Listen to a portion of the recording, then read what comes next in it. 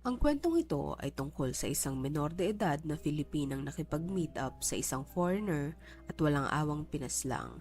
Sino ang batang babaeng ito at bakit siya pinatay ng foreigner? Welcome to Tagalog Story Files. Kung ikaw ay mahilig sa kwentong krimen, katatakutan, trivias at general knowledge ay huwag kalimutang mag-follow at mag-subscribe.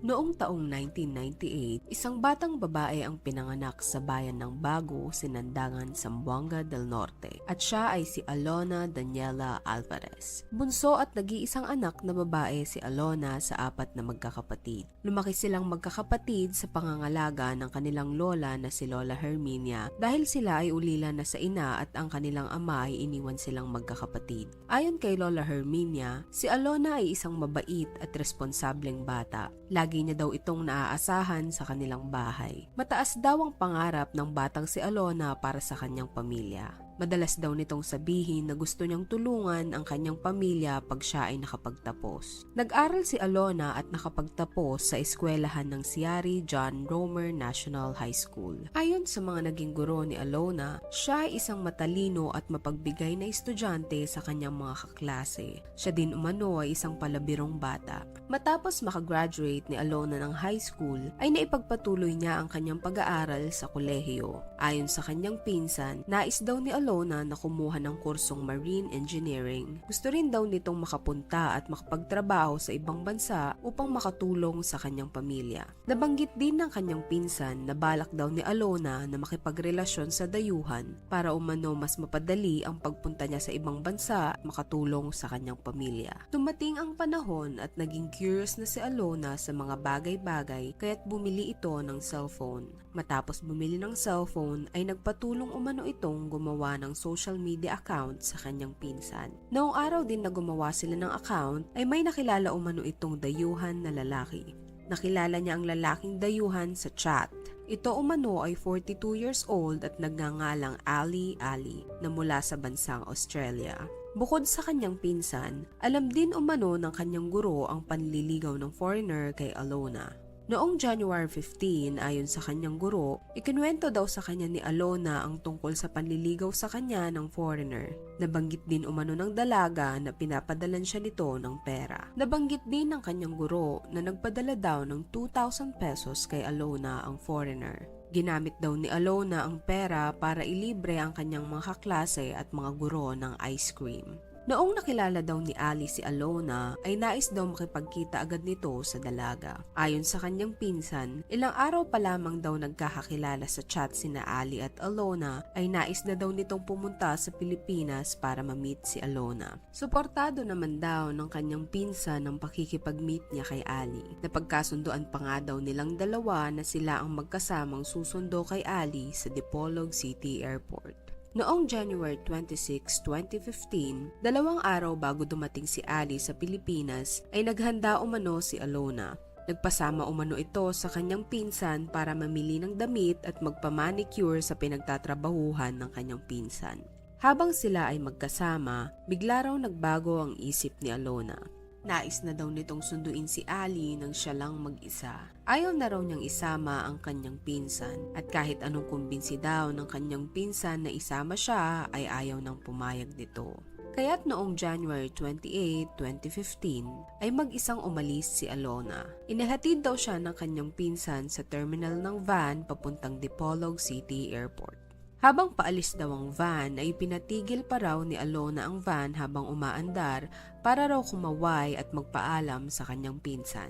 Hindi niya raw inaakala na yun na ang huling beses na masisilayan niyang buhay si Alona. Nagawa rin daw tawagan ni Alona ang kanyang guro habang siya ay nasa biyahe at sinabi nito na susunduin niya ang foreigner sa airport. Ngunit dahil malabo ang signal habang nasa biyahe ang dalaga ay hindi sila nakapag-usap ng maayos. Tanghali noong January 28, nag-text umano si Alona sa kanyang pinsan na nagkita at magkasama na sila ni Ali. Ngunit matapos daw ang update ni Alona noon ay hindi na muling nasundan pa ito. 2 araw matapos sunduin ni Alona si Ali ay hindi na ito nagparamdam sa kanyang pinsan at lola.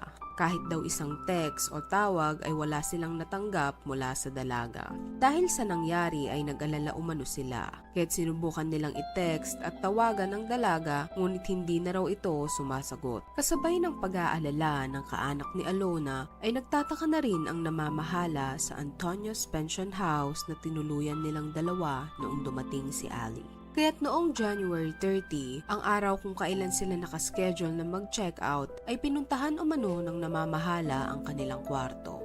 Habang nasa pinto ang namamahala ay wala daw itong narinig na kahit ano mula sa kwarto. Sinubukan daw nitong kumatok ng maraming beses ngunit walang sumasagot mula sa loob kaya't napagdesisyonan nilang buksan ang pintuan ng persahan. Noong ito ay mabuksan nila, doon sumambulat sa kanila ang hubad at walang buhay na katawan ni Alona na naliligo sa sarili nitong dugo. Agad-agad silang tumawag ng mga pulis para maimbestigahan ang pangyayari. Ayon sa inisyal na investigasyon, brutal ang ginawang pagpatay sa dalaga. Hindi na umano makilala ang dalaga dahil sa pinsalang natamo nito sa kanyang muka. Natanggal din umano ang lahat ng kanyang ngipin at mayroon din itong matinding tama sa ulo na naging dahilan para mabasag ang kanyang bungo. Bagamat hindi na makilala ang dalaga dahil sa pinsalang natamo nito, may mga naiwan umano itong personal na gamit na maaring mapagkakilanlan sa kanya. Natagpuan ng mga pulis ang isang resibo sa remittance center na nakapangalan kay Alona Alvarez. Na-recover din ng mga pulis ang bag at cellphone ng dalaga na may larawan ng isang foreigner. Agad-agad tinawagan ng mga pulis ang kaanak ng biktima. Inimbitahan ng mga pulis ang mga ito at nang makarating ay agad kinumpirma ng kanyang pinsan na si Alona ang babaeng natagpo ang walang buhay sa loob ng kwarto. Nakita umano ng kanyang pinsan ang bagong manicure na kamay nito kaya't nakumpirma niya na ito ay si Alona. Base sa investigasyon ng otoridad, matapos masundo ni Alona si Alice sa airport ay agad silang dumiretso sa pension house sa Dipolog. Agad din umanong binayaran ni Ali ang 2 araw na upa sa room base sa namamahala dito. Ayon sa mga otoridad ay maaring magsisimula ng magtalik ang dalawa bago nangyari ang karumal-dumal na krimen. At base sa mukha na natamo ng biktima ay maari daw na pinagsusuntok ito ng suspect. Ayon sa hepe ng Dipolog Police, sa unang findings nila ay maari inuntog ng suspect ang ulo ng biktima dahil karamihan ng injury niya ay sa ulo. Tuklap din umano ang balat sa may bandang ulo niya at sa malapit sa pisngi. Pinagpapalo din umano sa mukha ang biktima gamit ang sarili nitong sapatos. Base din sa medical examiner na tumingin ay acute respiratory failure ang naging dahilan ng pagkamatay ng biktima. Sa tindi umano ng ginawa sa kanya ay nahirapan na siyang huminga na naging sanhi ng agaran niyang pagkamatay. Matapos ang higit kumulang 2 oras, matapos sila maka-check-in at matapos ang karumal-dumal na pagpatay sa biktima, ay mag-isa umanong umalis sa pension house ang suspect. Hindi na raw nakita pang bumalik ang suspect sa kwarto at hindi na rin nila nakitang lumabas si Alona sa kwarto. Sa pagsisiyasat ng mga otoridad sa cellphone ng dalaga, ay natuklasan nila na kahit mayroong 25 years age gap ang dalawa, ay nagkaroon pa rin ito ng relasyon. Nakita rin nila na naunang mag-message ang suspect sa biktima. Madalas umano silang nag-uusap base sa na-recover nilang conversation. Nakita din ng mga otoridad ang mga resibo na magpapatunay na sinusuportahan ng suspect ang biktima.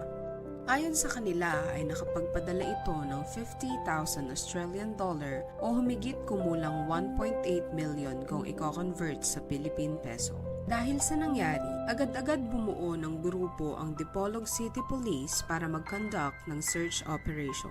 Nakipag-ugnayan din ang mga pulis sa iba't ibang police station dahil maari umanong nakalayo na ito para kung ganun ay mas mapabilis ang pag-aresto. Habang patuloy ang paghahanap ay nakatanggap umano ng impormasyon ng mga otoridad na namataan sa dapitan ang suspect. Ngunit mula sa dapitan ay mabilis din umanong nakapuntang suspect sa Dumaguete kung saan siya nahuli ng Dipolog City Police at Dumaguete City Police. Agad naman umanong sumama ang suspect sa pag-aresto ng mga otoridad. Sa pagdakip sa kanya ay agad-agad itong umamin sa karumal-dumal na krimen na kanyang ginawa. Matapos siyang mahuli ay nagpaunlak siya ng interview. Ayon kay Ali, self-defense daw ang nangyari. Dahil bago pa umano sila magtalik ni Alona, ay akala niya na ito ay isang transgender. Silang dalawa ay nagtalo at kinagat umano ni Alona ang kanyang pag-aari. Dahil sa sobrang sakit umano ng naramdaman at dahil na rin sa gulat ay nagdilim ang kanyang paningin at ipinagtanggol ang kanyang sarili. Hindi naman makumpirma ng mga investigador kung may katotohanan ba ang mga sinasabi ng suspect. Ngunit isa lang umano ang sinisigurado ng mga otoridad. Si Ali ay gumagamit ng droga. Dahil habang nag-iimbestiga ang mga otoridad sa kwarto, ay nakakita sila ng toys at marijuana sa loob ng kwarto na maari umanong ginamit ng suspect bago mangyari ang krimen. Para sa mga otoridad, kahit ano pa ang sabihin ng suspect ay malakas ang kanilang ebidensyang nakalap. Ang suspect ay sinampahan ng kasong murder. Kung ito ay mapapatunayan na guilty, ay makukulong ito ng 40 taon. Bukod sa murder ay sinampahan din ng suspect ng kasong illegal possession of drugs. Nakarating sa isang local news outlet na The Sydney Morning Herald krimen na ginawa ng isang Australianong mamamayan sa Pilipinas. Base sa article na kanilang inilabas noong February 2015, siniwalat nila na si Ali ay mapanlinlang na tao. Magaling umano itong magtago ng sikreto. Kung ang pakilala niya kay Alona ay siya ay isang mapagbigay at mabait na tao, pinabulaanan ito ng mga nasa Victoria Police Station dahil sa kanyang mga record dito. Ayon sa Sydney Morning Herald, si Ali ay mayroong mahigit 100 police records. Hindi umano nagulat ang mga otoridad doon dahil ayon sa kanila ay nananalaytay sa dugo ni Ali ang pagiging mainiti ng ulo at bayolente. Isa sa mga malala niyang ginawa ay nambugbugin niya ang kapwa niya preso na si Michael Talley. Nakuhanan umano sa CCTV ang ginawa niyang pagbugbog dito. Dahil sa pambubugbog ni Ali kay Michael ay hindi na ito nakapagsalita pang muli at nakalakad dahil nagkaroon ito ng permanenteng brain damage at makalipas lang ang 3 taon ito'y pumanaw na. Bilang parusa kay Ali sa kanyang ginawa ay nadagdagan ng 15 years ang kanyang sintensya sa kulungan. Noong taong 2011, si Ali din ang tinuturong salarin sa pagpatay sa kasamahan nila sa selda na si Colin Johnson. Base sa mga otoridad, si Ali ang isa sa mga pinakadelikadong preso sa kanilang presinto.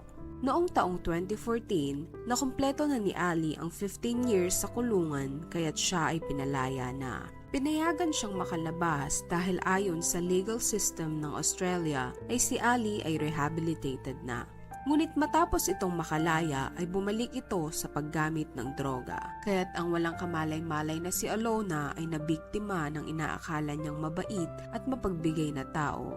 Yun pala, ito ay isang bayolente at walang awang kriminal. Ang dapat sanang 40 taon na pagkakakulong sa suspect ay hindi natuloy dahil nagsumite ang kaanak ng biktima ng affidavit of desistance sa korte. Marami ang magugulat sa ginawang ito ng pamilya ni Alona. Marami ang magsasabi na baka sila ay nabayaran. Ngunit nananatiling pribado ang naging dahilan ng pagsumite nila ng affidavit of desistance sa korte. Dahil sa pag-issue ng pamilya ni Alona ng affidavit of desistance, ay naabsuelto si Ali sa kanyang krimen na ginawa. Noong taong 2018, nakalaya na si Ali at ito ay nagtungo sa Manila. Ngunit kahit na ito ay naabsuelto sa krimen na ginawa niya kay Alona, siya ay muling nakulong noong May 29, 2018 dahil sa kasong illegal possession of drugs. Ayon sa Quezon City Police District, nahuli ang suspect na may bitbit na 2 sachet ng at naaktuhan nila itong gumagamit.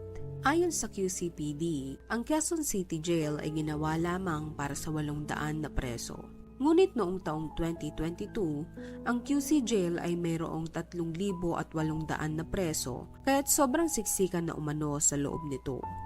ultimo basketball court sa loob ng kulungan ay ginawa na rin nilang tulugan. Base sa interview kay Ali, napakahirap umano ng buhay niya sa loob ng selda lalo na kapag summer. Ang selda kung saan sila nakakulong ay may lawak na 14 square meter ay para lamang umano sa 7 tao.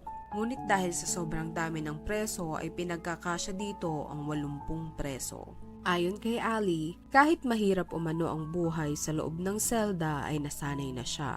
Nabanggit din niya na kung ano man ang krimen na kanyang nagawa noon ay nagbago na siya. Sa ngayon, wala pa ding petsa sa paglilitis sa mga kasong naisampa sa kanya ng QCPD, kahit hindi pa tiyak kung makakalabas pa ba siya ng kulungan o hindi. Sa tingin mo, dapat pa bang makalaya si Ali matapos ang lahat ng krimen na kanyang ginawa? Comment down below.